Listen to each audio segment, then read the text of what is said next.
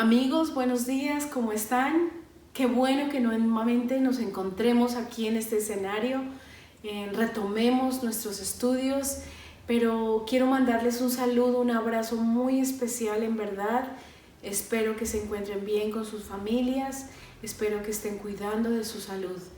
Bueno, nuevamente vamos a retomar nuestros estudios, pero quisiera hacerles un pequeño recuento de cómo venimos estudiando. Quiero aclarar que si usted se acerca a la escuela dominical, no es un estudio profundo teológico, y no, este es un panorama de los libros de la Biblia para que tengamos una idea más o menos clara de lo que viene aconteciendo en la Biblia desde el libro de Génesis, y ya nos encontramos en el mes de diciembre, nos encontrábamos en en el primer libro de Crónicas.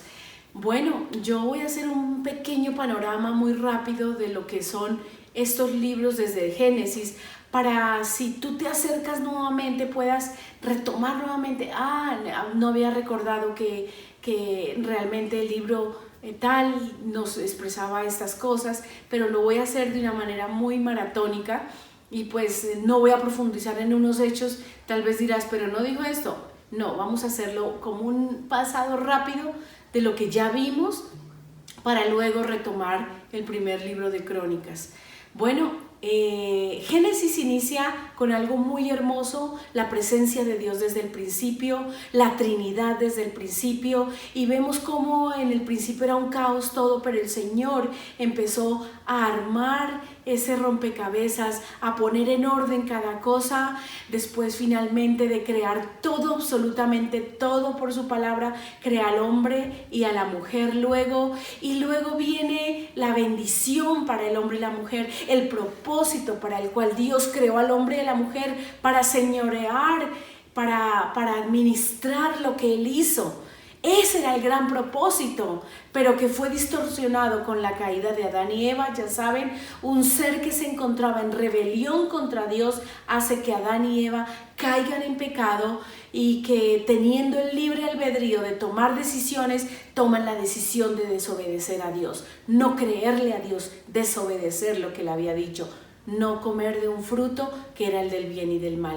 Y luego viene aquí en donde Adán y Eva tienen sus hijos y ocurre algo siniestro, algo terrible, el caos.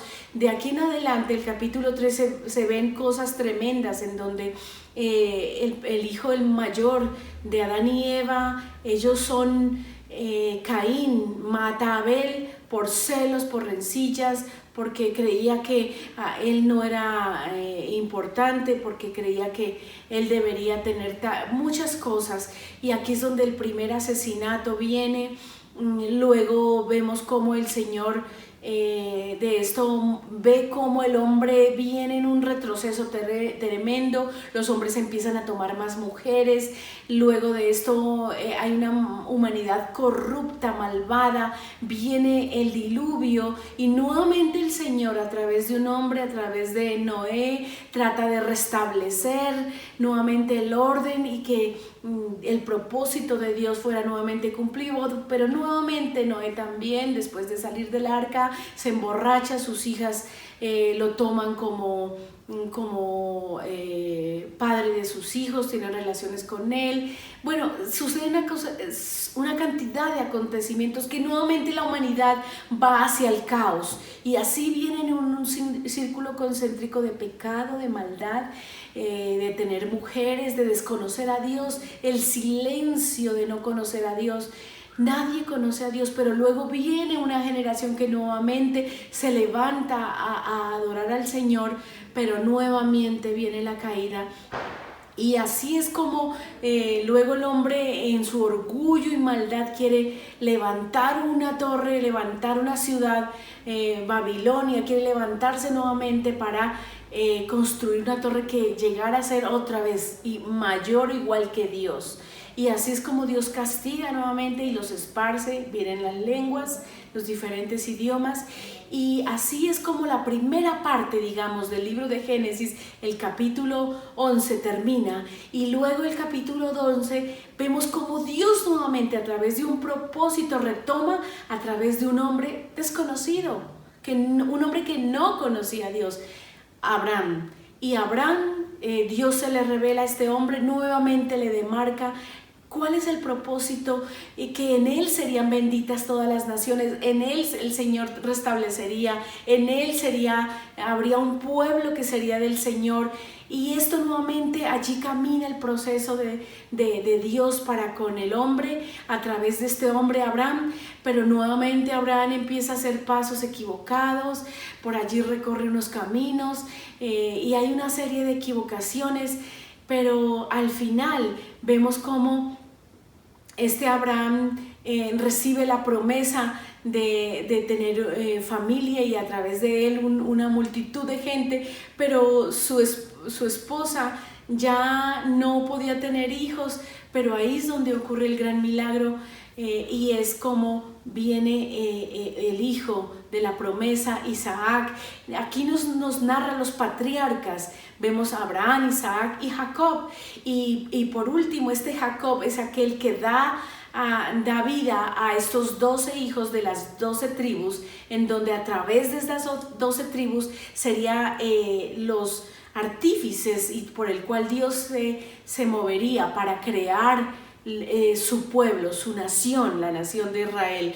Bien, aquí también vemos cómo termina el libro de Génesis, termina mostrándonos a uno de sus hijos, José, un hijo que es colocado en un lugar de eminencia y siendo el segundo de Faraón, viene y bendice a todas las naciones porque a través de él los salvó de la hambruna que venía.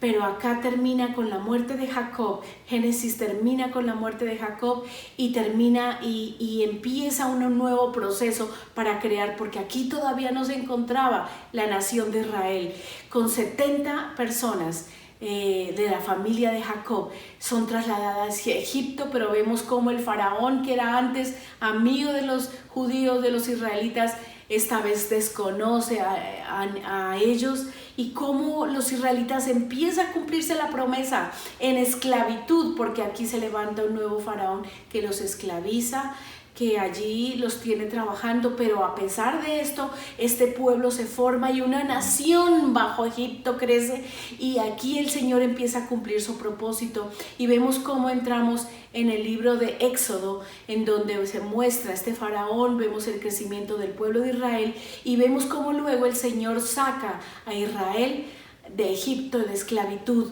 mandando 12 plagas a Egipto, y como este faraón endurece su corazón, y la última plaga es aquella en donde la muerte, el ángel de la muerte ha pasado por las casas de todas las casas de los egipcios, excepto por las casas de los judíos, porque ellos han sacrificado un cordero y han pintado los dinteles de las puertas para que allí no pase, porque viniendo la muerte vendría para los primogénitos, primer hijo. Los primogénitos murieron a través de la última plaga, pero el ángel de la muerte no mató a los primogénitos judíos. Y aquí entonces nuevamente vemos cómo el faraón aquí sí deja libre al pueblo de Israel, y viene todo el proceso de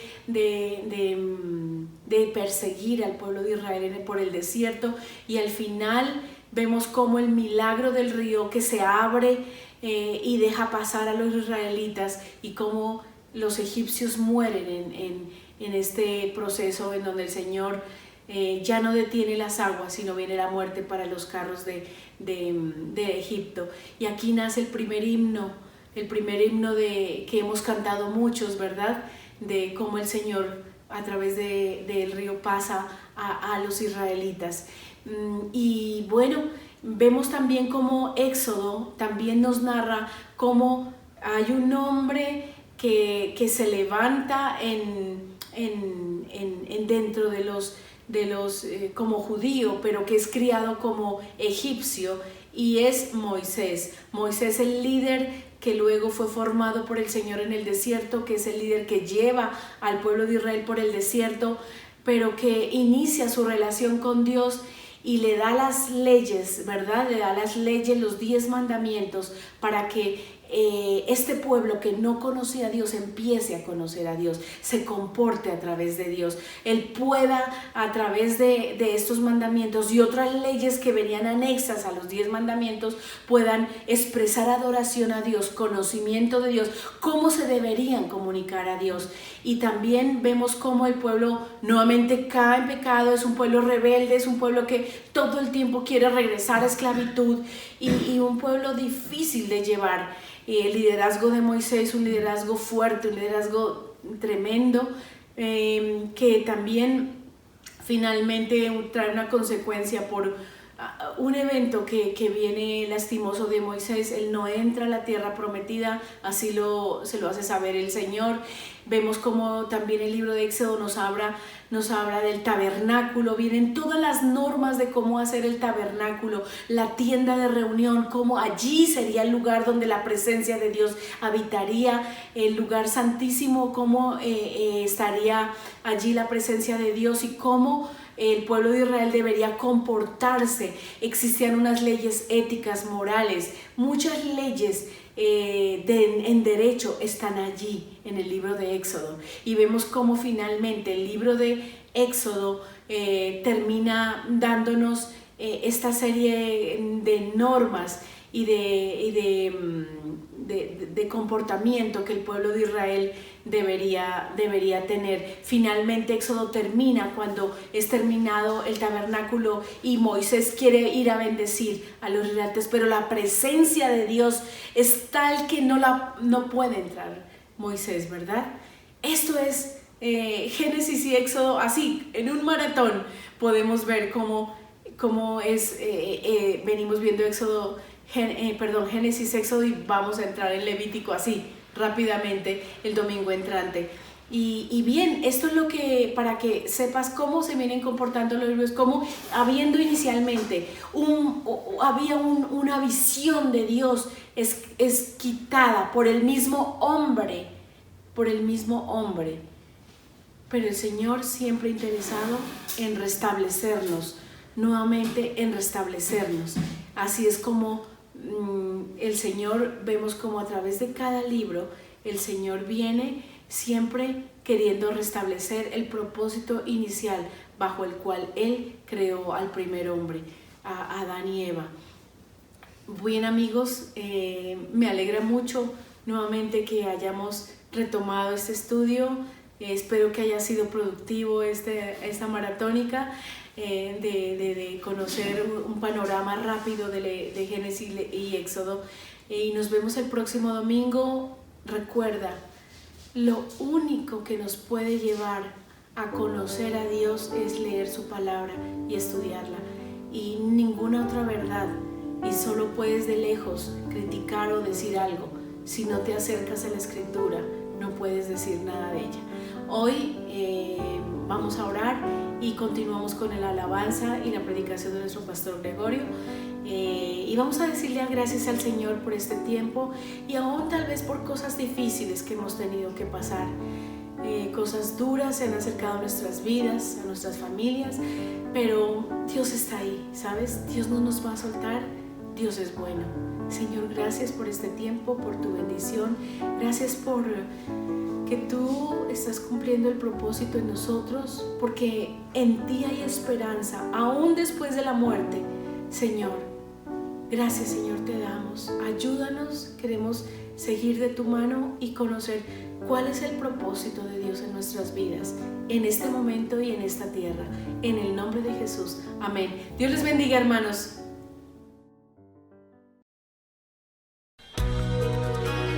Padre, gracias porque podemos venir libremente ante tu presencia y expresarte lo que sentimos, lo que pensamos y adorarte. Anhelo sentir un toque de ti. Estás cerca de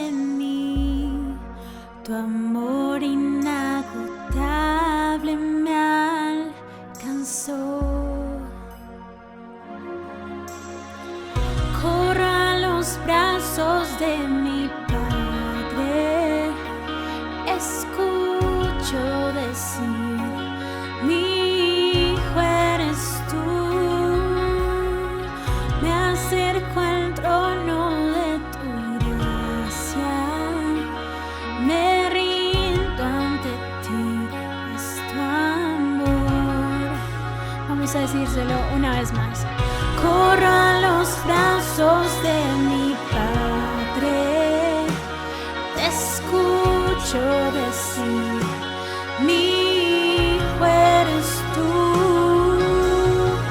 Me acerco al trono de tu gracia, me rindo ante ti, es tu amor, no tiene fin. Gracias, Padre, porque tu amor no tiene fin, es eterno y nos cuesta comprenderlo porque es demasiado grande. Restaura mi ser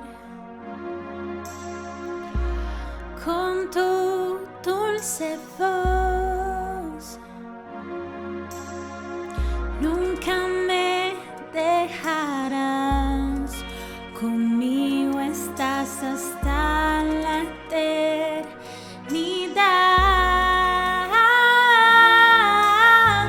Corro a los brazos de mi Padre. Vamos, dígale en sus palabras. Corra a los brazos del Padre y reciba el amor que Él tiene para usted. Disponga su corazón. Me acerco al trono de tu gracia, me rindo ante ti, es tu amor para mí. Corro a los brazos de mi Padre, escucho decir, mi hijo eres tú. Me acerco al trono de tu gracia, me rindo ante ti, es tu amor, no tiene fin. Tu amor no tiene fin, es tu amor.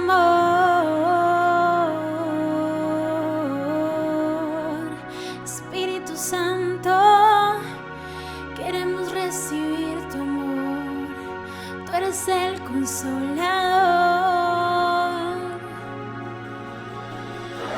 Que tu reino venga aquí, que tu espíritu venga aquí, Señor, te necesitamos. Tu presencia se mueve en este lugar. Oh, oh, tu amor, tú, la única fuente saciable, tú, para mi alma tan favorable, y yo quiero ser ofrenda agradable y poder corresponder a tu amor inagotable. Incomprensible es lo mucho que me amas y que me digas, hijo mío, cuando me llamas.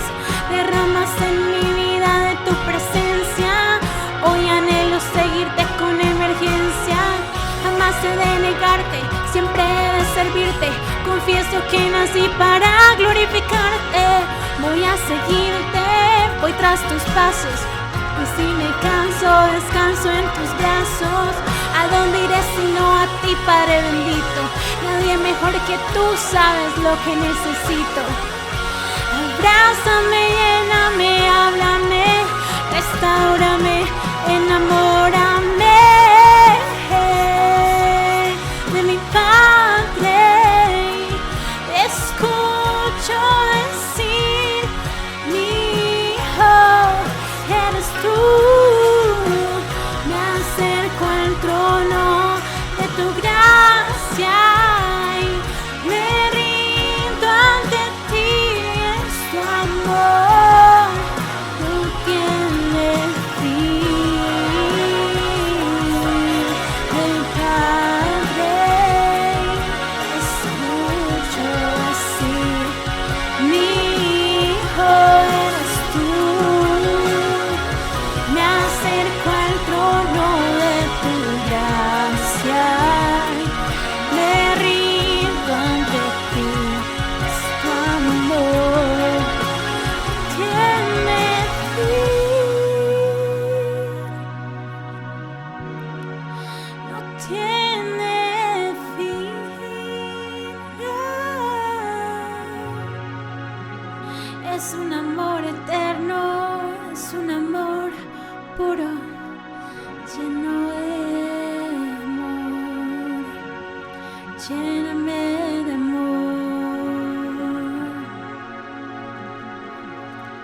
Padre, yo hoy oro para que cada uno pueda sentir tu amor de una forma diferente, porque eso es lo lindo.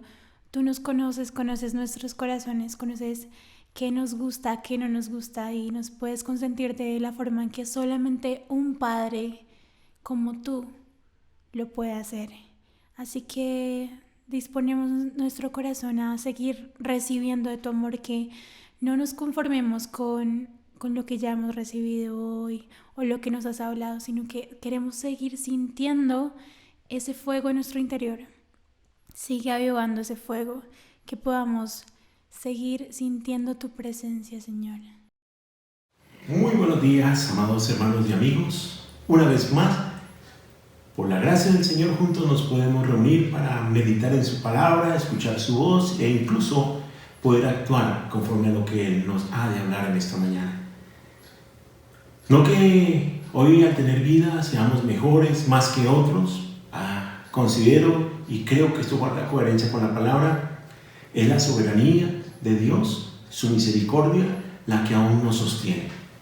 Quiero expresarle un saludo muy especial a aquellos que están pasando por momentos difíciles, producto especialmente de esta pandemia, personas que han visto partir a sus seres queridos, enfermos, situaciones a veces difíciles en sus economías, y decirles que están en nuestras oraciones, y espero de alguna manera que la palabra que va a ser expuesta en lo que hemos venido exponiendo aliente sus corazones a tener confianza en el único en quien hoy podemos guardar plena confianza, en nuestro Padre Celestial. Vamos a orar. Le invito a que cierre sus ojos junto conmigo. Padre, muchas gracias te damos por tu palabra, por tu Hijo Jesús, por tu Espíritu Santo, por querer hablarnos en nuestras vidas y seguir interviniendo para que podamos ser hombres y mujeres, instrumentos de bendición en tus manos, para poder glorificar tu nombre, conocerte, a poder entenderte de una manera mucho más profunda, Señor, y poder hacer conforme a lo que tú nos enseñes en esta mañana, Señor. Quedamos en tus manos, en el nombre de tu Hijo Jesús. Amén. Recordaba en estos días a un gran presidente de la República de Colombia, Marco Fidel Suárez, y cómo fue su procedencia. Un hombre de una ascendencia bastante humilde. Su madre era una mujer que lavaba ropas en tiempos en que no había la forma que hoy tenemos de esas facilidades, lavadoras y demás. Era en condiciones bastante complejas, pero ella con eso sustentaba a su hija, sustentaba a su familia, sustentaba a su hogar, y en ese entorno se fue formando Marco Fidel. Él tomaba sus clases prácticamente desde la ventana de una escuela. No había cómo sostenerle, sustentarle, pero fue un hombre que, habiendo nacido en esas condiciones que no eran ni social, ni económica, ni intelectualmente favorables, sin embargo logró llegar a ser el presidente de la República de Colombia. Alguna vez uno de sus detractores se burló de él diciéndole: ¿usted quién es? ¿Qué es? Simplemente es un hijo de la bandera. Y él muy sabiamente dijo: sí, soy hijo de la bandera colombiana.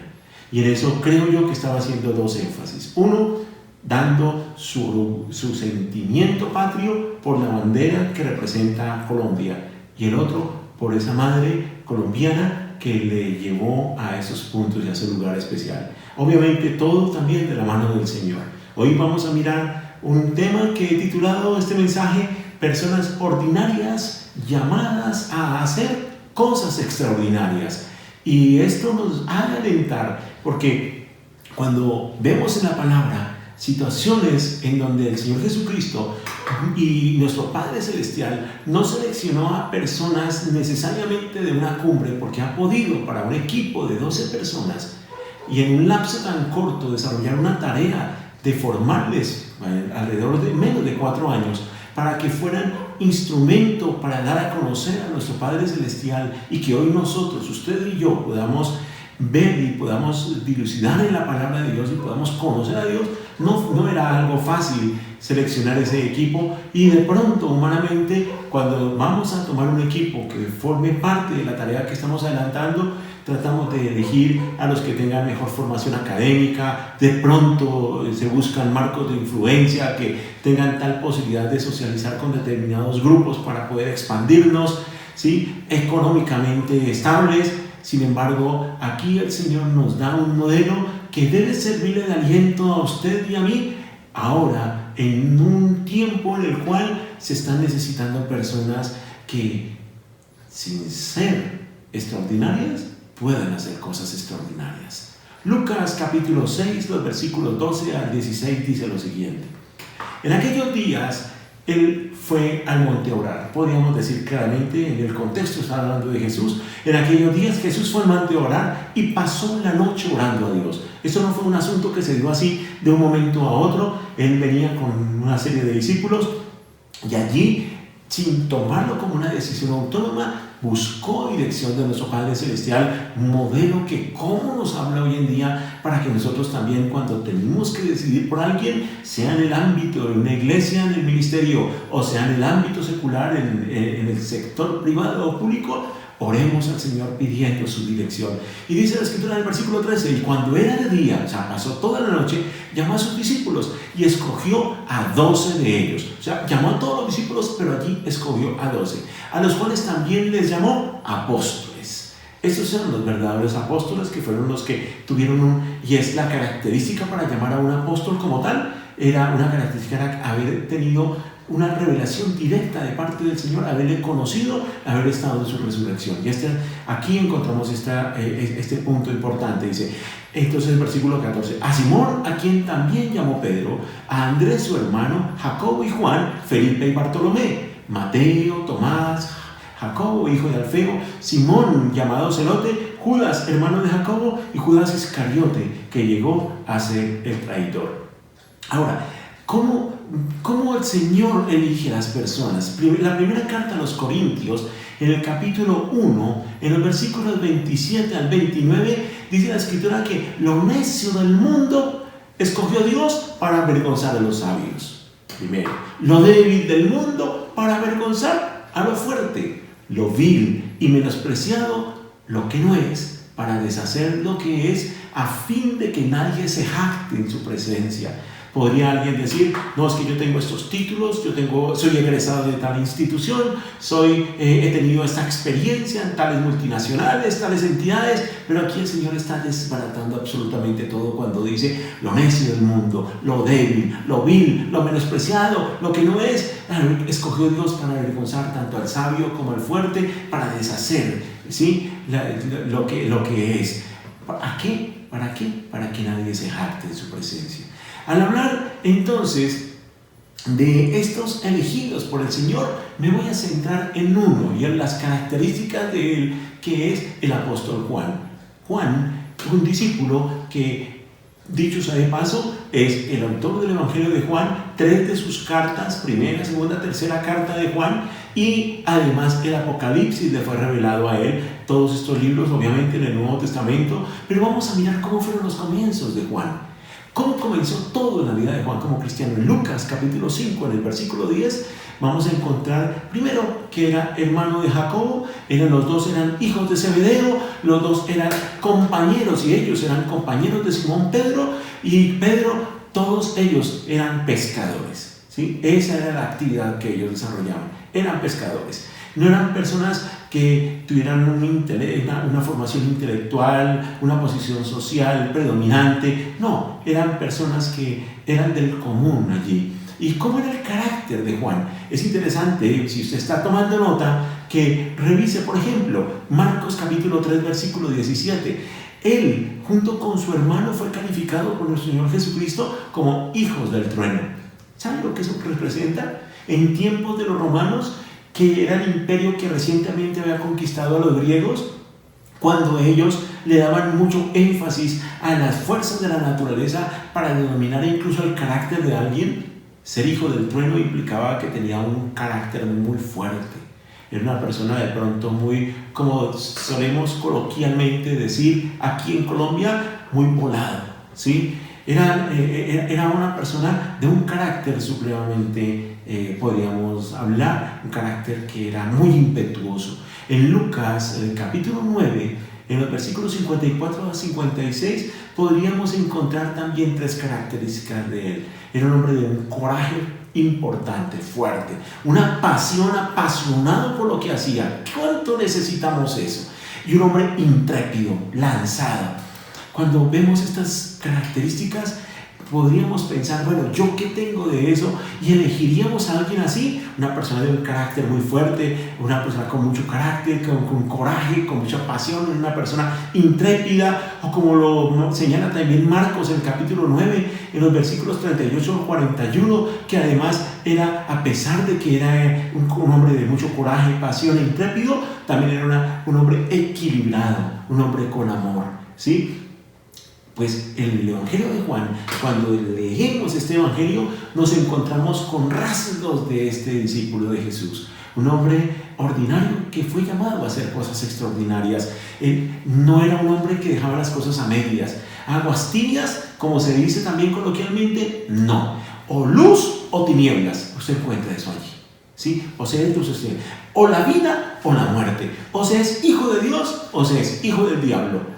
Es de una manera muy clara, nada a términos allí como suele ocurrir hoy, que diplomáticamente algunos podríamos tratar como de envolver como con un copo de nieve determinadas cosas. Bueno, si no es así, puede ser de esta manera. No, aquí nos muestra que era un hombre de una pieza, o blanco o negro, nada a medias. Un hombre que, de acuerdo con cuando uno analiza la primera carta escrita por él, Juan, en el capítulo 3, su versículo 6, era un hombre tajante. La misma carta, en el capítulo 2, versículo 1, él ya refiere, y es el proceso de transformación de su carácter, que comienza a decir, hijitos míos, ¿sí? Ese hombre que se le solía hacer como tan duro, como tan fuerte, allí está expresando ese amor tan especial. Pero ¿cómo se llegó a ese hombre que fue transformado, ese carácter tan impetuoso, a ser un hombre que amaba y a la vez que se refería de esa manera a aquellas personas a quienes se dirigía, a quienes pastoreaba, decir, hijitos míos? ¿Cómo? Bueno, en Juan, el capítulo 13, en los versículos 23 al 25, vamos a encontrar algo muy especial, que este hombre, cuando hablaba de sí mismo, no se refería por su nombre. No, es que yo Juan en tal cosa, no, ¿sí? Él no se refería por su nombre.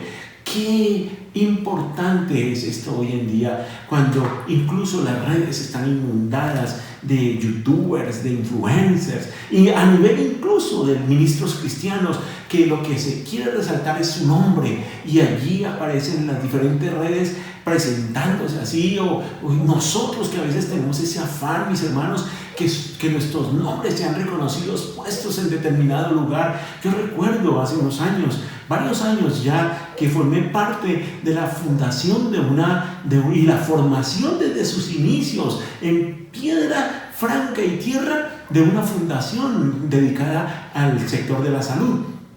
Y recuerdo haber estado trabajando en eso de manera fuerte, coordinando todo lo demás. Y cómo al final, cuando se establecieron los estatutos, se lograron los directivos, el consejo y demás, nunca figuré en ello, y eso me pegó, ¿saben? Al comienzo lo tomé como algo bueno, está bien, pero tengo que reconocer que allá en el fondo había una espinita, esa falta de reconocimiento, como que la lucha por una justicia. Qué bueno hubiera sido aparecer que el nombre de Gregorio López allí en esa fundación, como aquel, uno de los gestores en eso. Pero el Señor me enseñó a morir a ello también, a esa necesidad. Y aquí Juan nos va mostrando que él también, quizá como el Gregorio o como alguno de ustedes, como alguno de nosotros, tuvo carácter fuerte, pero poco a poco ya él no necesitaba estarse presentando de esa manera. Él dice, la Escritura, cuando se refiere a él, dice, y hablando de él, dice, el discípulo amado. Él no se sentía bien, él fue consciente, él era consciente del amor que el Señor Jesucristo profesaba hacia él en medio de los 12 que integraban este grupo. Pero él no decía, Juan, yo era el que amaba, Jesús. Como algunos de nosotros de pronto decimos, no, es que mi papá o mi mamá el que ama es a mí y a usted. No, nada de eso. Es que allí en la empresa, como bueno, suele suceder con algunos, es que es como mi padre. No está mal decirlo, que es como mi padre, no está mal. El asunto aquí es cómo Juan en su carácter no resaltaba su nombre como para decir que tenía algún punto de preferencia sobre otros. En el versículo 1 del capítulo 13 aquí de Juan, él dice en la escritura que, y él lo narra así, él dice, los amó a todos hasta el fin. Él sabía que Jesús tenía algo muy especial hacia él, sin embargo, hacía sentir a los demás incluidos en ello, no por dar una palmadita de aliento o algo, sino por hacer, él menguaba, él bajaba, se bajaba de ese punto de enaltecerse. En el capítulo 19 de este Evangelio de Juan, en el versículo 25 al 27, cuando el Señor Jesucristo le encarga allí en la cruz a su madre, le dice a María, madre, he ahí a tu hijo, y señala a Juan, ¿sí? Y a Juan le dice, hijo, he ahí a tu madre. Él dice, en la escritura él no dice, yo la recibí, yo Juan, tuve la dicha de recibir a María y además de cuidarla porque a mí me la encargó Jesús. No, él dice, el discípulo a quien él amaba, que estaba presente, ese discípulo cuidó a María. Y él estaba hablando de él, pero tenía ese cuidado de no ir a enaltecerse. Un carácter que fue transformado, un carácter de humildad, de sencillez. Y él tenía todo para haberse enaltecido. Pero este hombre, era un hombre común y corriente, ordinario, llamado a hacer cosas extraordinarias y que era de un carácter muy volado y necesitamos reconocimiento, aquí nos va mostrando cómo él va siendo moldeado y va cambiando allí. Entonces aquí vemos cómo su nombre no era lo importante era su seguridad de que Jesús le amaba. ¿Tiene usted esa seguridad? ¿Necesita ser reconocido por alguien? ¿Necesita estar colgando sus diplomas, estar presentando sus hojas, sus galardones ante otros? ¿Necesita que se le diga al doctor y se haga una reseña especial cuando se le presenta, o la doctora cuando se le presenta ante alguien? Permítame decirle que con toda seguridad usted va a tener un encuentro con el Señor para que su carácter sea moldeado, porque si usted ha sido llamado, aún con esos galardones, a hacer cosas extraordinarias, el Señor le va a llevar y nos ha de llevar a morir a todos esos galardones y a todas esas posiciones para que podamos ser hombres y mujeres ordinarios llamados a hacer cosas extraordinarias. Nuestra seguridad, nuestra confianza no debe estar en todas esas trayectorias y galardones y reconocimientos, debe estar en la certeza de que cuento con el amor incondicional de mi Padre Celestial, de su Hijo Jesucristo y la presencia en mi vida del Espíritu Santo que me está guiando y que me está recordando todo y que me está llevando por el camino apropiado para ser instrumento de bendición. Dice, por ejemplo, al ver ese transformar del carácter de Juan, me encontramos en la segunda carta escrita por él, dice aquí en el versículo 4 dice, mucho me regocijé. Mire eso, mucho me regocijé. O sea, para mí fue un motivo de gran gozo, porque he hallado a algunos de tus hijos andando en la verdad conforme al mandamiento que recibimos al Padre. Y ahora te ruego, Señora, no como escribiéndote un nuevo mandamiento, sino el que hemos tenido desde el principio, que nos amemos unos a otros. Si algo caracterizaba a Juan, era la importancia de amar al prójimo como una evidencia también tangible de su amor a Dios. Yo no puedo hablar que amo a Dios cuando no amo a mi prójimo, por dura que sea la relación que tenga con él, por todo que haya sido lo que me haya hecho, yo no podría. Y esto nos enseña Juan, que este hombre llegó a hacer cosas extraordinarias siendo un hombre ordinario, porque su ser fue moldeado y tenía un corazón dispuesto a ser moldeado por nuestro Padre Celestial. Y dice la Escritura en el versículo 6 aquí, dice, y este es el amor, cuando dice que nos amemos unos a otros, y este es el amor. Y miren lo que dice, que andemos según sus mandamientos. Este es el mandamiento, que andéis en amor como vosotros habéis oído desde el principio. Un hombre o una mujer que ha tenido un carácter X no puede estancarse en eso, sino que debe crecer a la vez que crecen los privilegios dados por el Señor en cuanto a formación académica, en cuanto a posición en un trabajo, en cuanto a posición en un ministerio, en cuanto a posición social, en cuanto a posición económica. Entre más crece debe menguar y debe aprender a amar como Dios nos ha pedido, porque Dios es amor y espera que nosotros también lo hemos sido, lo seamos. Ahora, aquí nos encontramos que el gozo de Juan era el bienestar de otros, que anduvieran en la verdad, que se amaran unos a otros. Me regocijo, este es mi gozo, dice él. Eso, andar, ¿se regocija usted con eso? ¿O siente que algo como que le escarba por allá cuando otros están bien? Cuando aquel que le hizo el mal de pronto está saliendo bien, está saliendo adelante. Amarse unos a otros, un amor distinguido en andar en la verdad, que es la palabra de Dios, y en aplicar sus mandamientos. Aquí podemos ver esa escala en donde Dios manifiesta su amor por su Hijo Jesucristo, Jesucristo manifestando su amor por los discípulos, y aquí entre esos discípulos vemos los amamos a todos, pero aquí en el caso de Juan vemos cómo Jesús ha impactado el corazón de Juan de tal manera que él termina amando a las demás personas y comprometido con la verdad de la palabra de Dios. Jesucristo dijo: yo soy el camino, la verdad y la vida, comprometidos con esa verdad.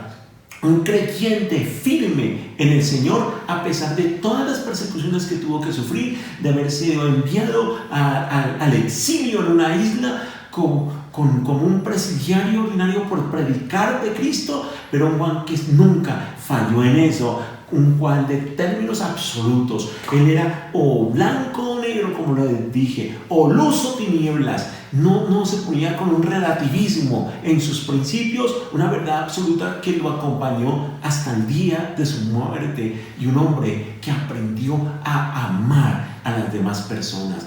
Porque podemos decir que el amor a Dios se conjuga en el amar la verdad de Dios, que es su Hijo Jesús y su palabra, y en el amar a las personas, al prójimo. Aquí, pues, mis hermanos, quisiera decirles que el Señor tiene como propósito en su vida y en la mía, y esa es la tarea incluso que pastoralmente me corresponde también adelantar. Allí en Efesios 4 está señalada que debemos enseñar a otros la palabra. ¿Para qué? Dice el versículo 13 de Efesios 4, hasta que lleguemos a la unidad de la fe. ¿Por qué? Porque la unidad se va construyendo, y se va construyendo a través de la palabra centrada en lo que es el cristianismo y del conocimiento del Hijo de Dios, dice allí. O sea, debemos llegar a una unidad, pero también a un conocimiento. No podemos quedar estancados como cristianos, como creyentes. Si usted es un hombre o una mujer ordinaria que ha sido llamado o llamada a cosas extraordinarias, debe saber que el Señor quiere trabajar en su vida, y usted tiene la posibilidad de ser instrumento de bendición, dejándose forjar, pero eso se hace a través de crecer en el conocimiento del Hijo de Dios y llegar a andar en la unidad de la fe, una sola creencia, no una mezcla de creencias como hablábamos en días pasados. Luego dice: a un varón perfecto a la medida y a la estatura de la plenitud de Cristo. Y dice, para que ya no seamos niños fluctuantes. Juan era un hombre de carácter, de una sola pieza, no un fluctuante por acá, esto por allí, no, llevados por doquiera, de todo viento de doctrina. Hoy que salen tantas personas diciendo una y otra cosa, necedades incluso. La Escritura dice necio en su corazón no hay Dios, y saca sus propios conceptos, sus propios principios, y dice que por la estratagema de hombres lo hacen para engañar, y emplean con astucia las artimañas del error. Muchas personas están haciendo eso, y hoy se necesitan hombres y mujeres de una pieza, de un carácter, que siendo ordinarios puedan hacer cosas extraordinarias, siguiendo la verdad en amor que es Cristo Jesús. Creo, mis hermanos, que tanto ustedes como yo estamos llamados en un momento dado, y mucho más en este tiempo. No podemos decir que los tiempos pasados fueron mejores. Este es su tiempo, este es su lugar, ahí donde está usted. Este es mi tiempo y mi lugar, en donde es necesario que seamos hombres y mujeres que, habiendo tenido una procedencia de determinada condición, que habiendo tenido un roce de X condición, bajemos en nuestro carácter, crezcamos en amor, en el conocimiento de Dios y su verdad, y podamos llegar a ser instrumento para hacer cosas extraordinarias. Créame, Dios no ha terminado todavía con usted. Si está vivo es porque hay todavía un propósito que Dios quiere cumplir en su vida. Y hoy es el momento en que seguramente la Escritura dice que nuestro Señor Jesucristo resucitó después de haber muerto por sus pecados y los míos. Y claro, ¿a quién llama Jesús para ser instrumento de bendición? Él no dice que escogió de todas las personas que estaban alrededor de él. Dijo, de sus discípulos. Así es de que un discípulo es un seguidor. ¿Es usted un seguidor de Cristo? ¿Es usted un creyente en Él? Permítame decirle que si no lo es, hoy es el momento en que usted puede tomar esa determinación y decir, yo quiero ser, decido porque he recibido esa palabra, porque Dios me ha hablado a mí y porque sé que Él está considerando en mí una persona que me quiere para la vida eterna y además aquí como un instrumento de bendición en sus manos. Y si usted es un creyente, permítame decirle que este es el momento en donde seguramente, y como lo vimos la semana pasada, no debe dejarse enfrascar por asuntos temporales y debe procurar asuntos eternos.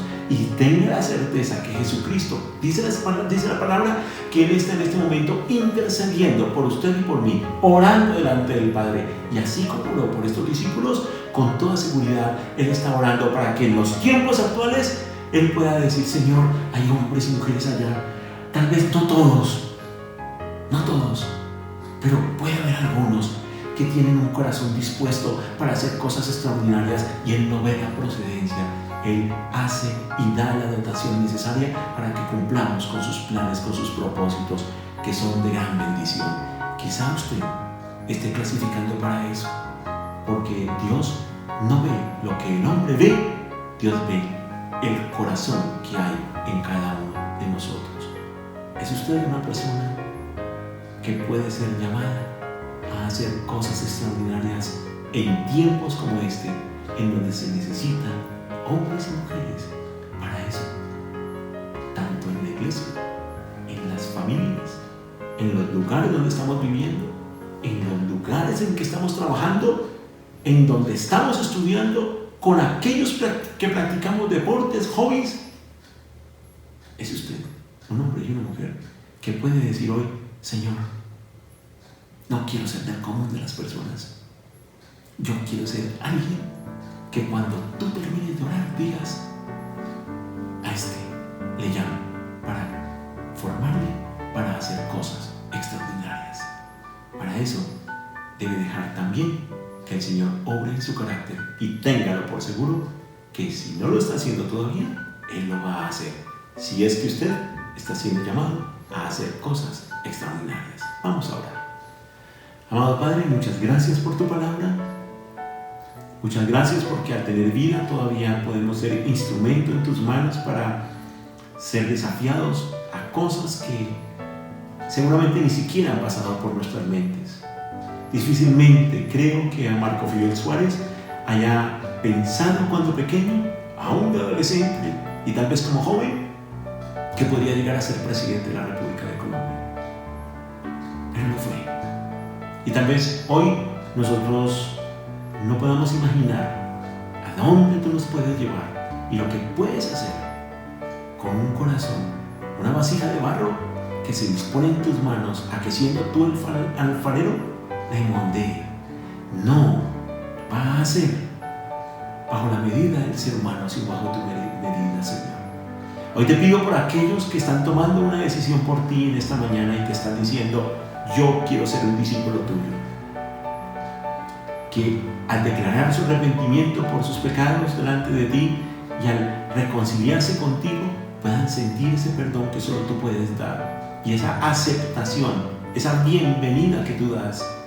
Y que ellos y ellas, Señor, los que estén tomando esta decisión en esta mañana, puedan sentir cómo tú puedes llamarles para hacer cosas extraordinarias en medio de imposibles que tú nos ayudarás a sortear. Muchas gracias, Padre, por tu palabra, en el bendito nombre de tu Hijo Jesús, que mientras tanto podamos ser hombres y mujeres que mostremos el amor tuyo, un carácter moldeado por ti y que evidenciemos que estamos recorriendo un camino que no va a ser como algo caído del cielo, como un paracaídas, el que pasemos a ser seres extraordinarios, sino que este es un proceso que va evidenciándose en nuestro carácter y en nuestro diario vivir, hasta ese instante en que tú nos has de colocar en asuntos que a tu juicio